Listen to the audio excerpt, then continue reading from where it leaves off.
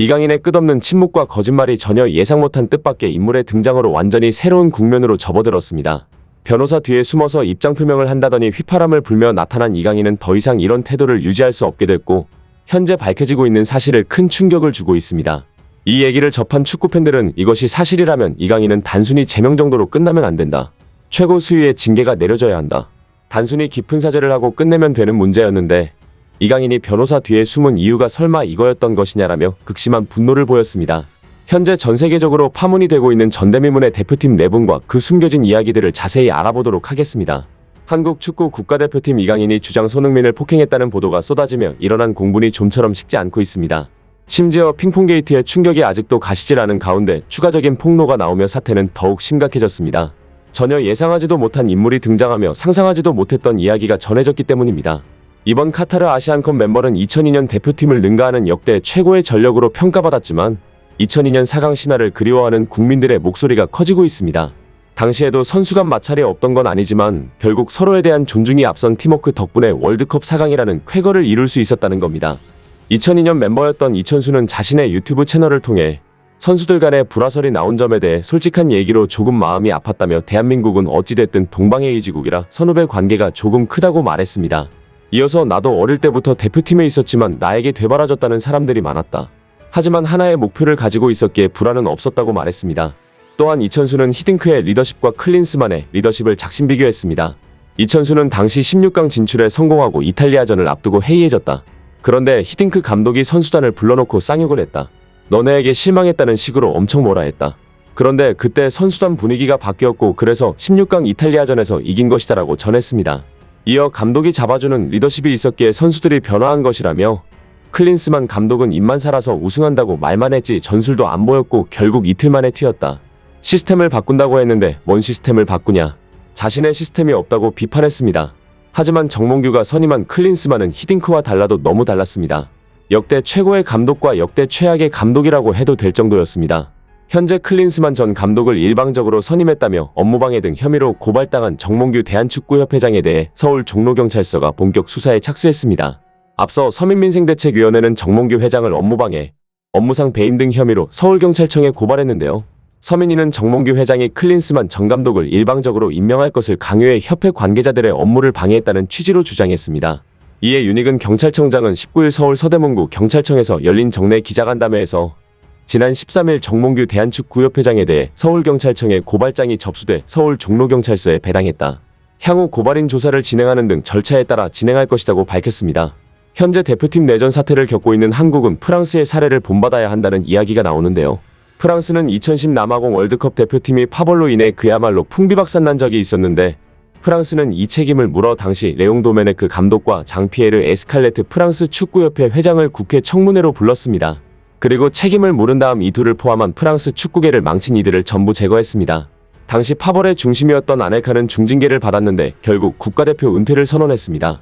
이후 프랑스는 8년 뒤 월드컵 우승을 차지하며 진정한 황금시대를 열었습니다. 현재 대한민국의 상황은 과거 프랑스와 유사의 일을 본받아야 한다는 의견이 나오는 이유입니다. 축구협회에게 책임을 물어야 하는 것은 물론이고 9살이나 많은 대표팀 주장 손흥민의 얼굴에 주먹을 날려 하극상을 일으킨 이강인을 징계해야 한다는 목소리가 갈수록 커지고 있습니다. 이런 상황에서 김승규의 십자인대 부상에 이강인이 연루되었다는 추가 폭로가 나오며 큰 충격을 주고 있습니다. 발단은 자신이 국가대표 내부 관계자라고 밝힌 의혹글에서 시작됐습니다. 그는 여러가지 근거를 대며 다소 충격적인 이야기를 전했습니다. 그는 사실 이강인은 이번 아시안컵뿐만이 아니라 오랜 과거부터 고참들과 마찰을 겪어왔고 이강인은 A대표팀에서 자신이 중심적으로 돌아가길 원했다. U20 월드컵 대회에서도 자신을 중심으로 전술을 짜서 MVP를 받으며 준우승을 했고 마요르카에서도 이강인이 가장 좋은 활약을 하면서 아길의 감독이 이강인 중심적으로 전술을 짰다. 아마 자신의 실력에 자신감도 있고 승부욕도 강한 편이라 대표팀에서도 점점 입지가 에이스로 굳어지는 시점이었다. 손흥민도 인터뷰에서도 이제 이강인이 앞으로 에이스로 책임감을 가져야 된다고 말하기도 했었다. 거기에 클린스만의 이강인 해줘 축구가 가장 잘 나타난 게 바레인전 이강인 활약상이었다.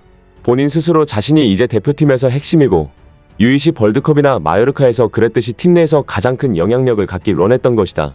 그걸 못했던 게 발렌시아 시절이었는데 그때 팀 내 불화설이 돌았던 것도 고참 및 주장단이었다. 그래서 이강인은 국가대표에서 팀 내 영향력을 가지면서 고참과 트러블이 있었던 거다. 이강인이 올림픽 국가대표 때부터 선을 몇 번이나 넘은 것은 유명한 얘기이다. 이 과정에서 손흥민은 이해해줘야 한다며 이강인을 감싸줬으나 성격이 강한 다른 고참들이 참지 못했다. 때문에 이강인은 훈련장에서 자신의 가치를 증명해 보이고 싶어 했고 누구보다 열심히 훈련하는 선수였다. 그런데 이 과정에서 훈련 중 김승규와 강하게 충돌했는데 이때 김승규는 부상을 입었다. 이것을 이강인의 잘못이라고는 볼 수 없다. 이강인은 열심히 훈련하다가 그런 것이고 훈련을 하다 보면 무슨 일이든 일어날 수 있다. 클린스만도 축구의 일부분이라고 얘기했다. 이강인이 아무리 고참들과 사이가 안 좋아도 고의로 부상을 입힐 선수는 아니라고 생각한다. 하지만 어찌됐건 그 과정에서 김승규는 십자인대 부상을 입었고 동시에 이강인도 발목이 접질리는 부상을 당했다. 실제 대한축구협회에서 두 선수의 부상 소식을 동시에 발표됐고 언론에서도 같은 날 김승규와 이강인의 부상 소식이 전해졌다. 당연히 평소 이강인에 대해 강경한 태도를 보이던 일부 고참들은 이강인을 못마땅해 했다. 이런 상황에서 이번 대회 기간이 길어지다 보니 결국엔 터질게 터져버린 것이다라고 전했고 이 글을 접한 네티즌들은 충격을 받습니다. 일부 네티즌들은 확실히 두 선수의 부상 소식이 동시에 업데이트됐을 때 딱 둘이서 충돌한 것 같았다. 하지만 사실 확인도 안 된 글이고 이강인이 고의로 그랬을 것이라는 증거는 없다. 언론이 이 사실을 물고 유언비어를 퍼뜨리지 않았으면 한다는 반응을 보이면서도 또 다른 몇몇 네티즌들은 만약 사실이라면 훈련장에서 그 정도로 승부욕을 보일 필요가 있었을까? 손흥민의 얼굴에 주먹을 날렸다는 사실을 알고 난 뒤부터 색안경을 끼고 보게 된다. 만약 이강인이 일부러 그런 것이라면 영구제명을 물론이거니와 최고 수위의 징계를 내려야 한다. 이강인은 한국에서는 성혁과도 같은 손흥민과 몸싸움을 마다하지 않은 선수인데 무슨 짓이든 못할까? 대한축구협회는 사상 초유의 내분 사건에 손 놓고 있을 게 아니라 철저한 진상규명을 통해 모든 진실을 밝혀야 한다. 그렇게 하지 않으면 직무유기하는 것이다. 훈련 중 발생한 부상에 대해서는 말을 아껴야 하지만 이강인이 대표팀의 중심이 되려고 했던 것만큼은 팩트인 것 같다.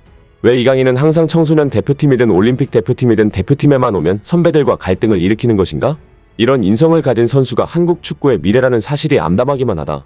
축구를 잘하더라도 인성이 좋지 않으면 국민들로부터 인정을 받을 수 없다라는 반응을 보였습니다. 생각해보면 이강인은 발렌시아 시절 형들한테 이쁨을 많이 받을 것 같다는 팬의 질문에 그렇게 보이시겠죠라는 의미심장한 대답을 했는데요.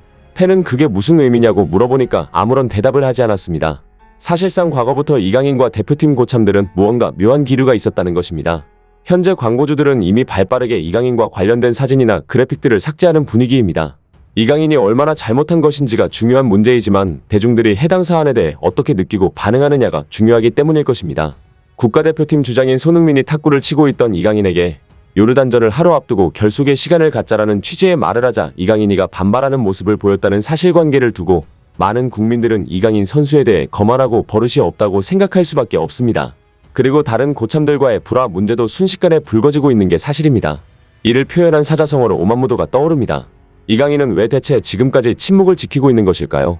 그리고 왜 입장 표명을 한다고 밝혔으면서 카메라가 있는 곳에 주머니에 손을 꽂고 휘파람을 불며 나타난 것일까요? 더 이상 국민들은 그런 태도를 용서하지 않을 것입니다. 하루빨리 입장 표명을 해 손흥민에 대한 진심 어린 사죄를 하길 기원해보며 영상 마치겠습니다. 구독과 좋아요는 영상 제작에 큰 힘이 됩니다.